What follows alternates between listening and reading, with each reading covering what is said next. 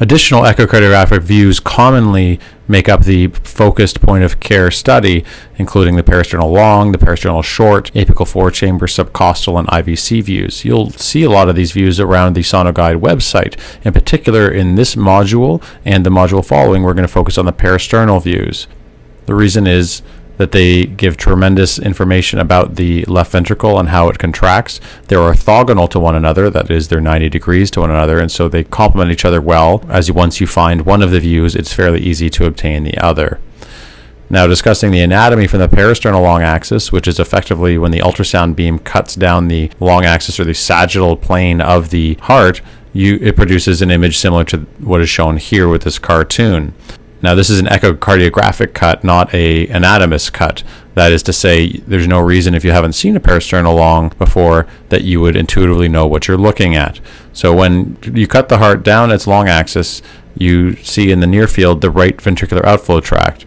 Beneath it is the cavity of the left ventricle, including the septum and the posterior wall of the LV. You can also see the left atrium above the left ventricle, the aorta that comes off the left ventricle, the pericardium that wraps around the bottom of the ventricle and around all the way the top of the near field here, as well the mitral valve and the aortic valve. We now see the actual echocardiographic view of this image here in this normal parasternal long axis view. To obtain the parasternal long axis view, as shown here, the index mark will point towards the patient's right shoulder. This will orient the beam such that it will cut the heart down its long axis.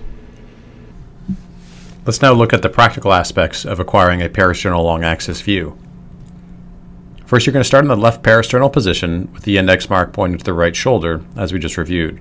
Start by making larger movements across the chest wall to find an acoustic window where the ultrasound beam can penetrate past the lungs. You're then going to make smaller movements, both rotational and left to right angling movements, to further optimize your view.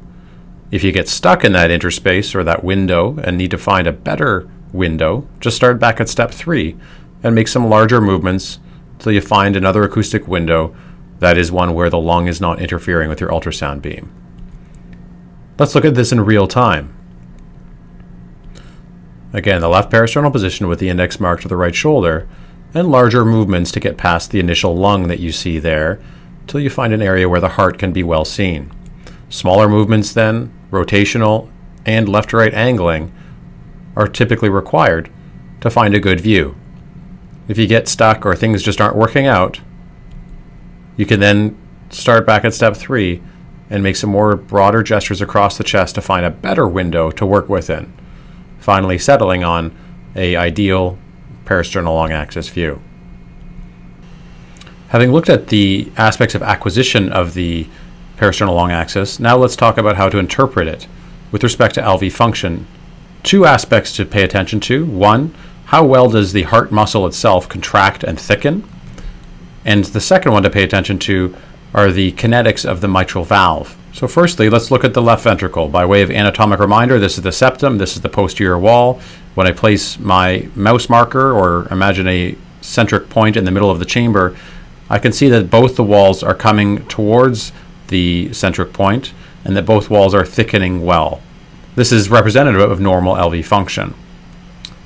Further, if I look at the mitral valve and this anterior leaflet in particular, I note that during many beats of this cardiac cycle, it strikes the septal wall here.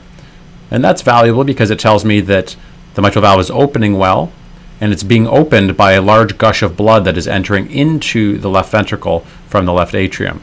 Because the heart is a closed system, what goes into the left ventricle must leave. Therefore, a wide open mitral valve tells me that LV function is also good.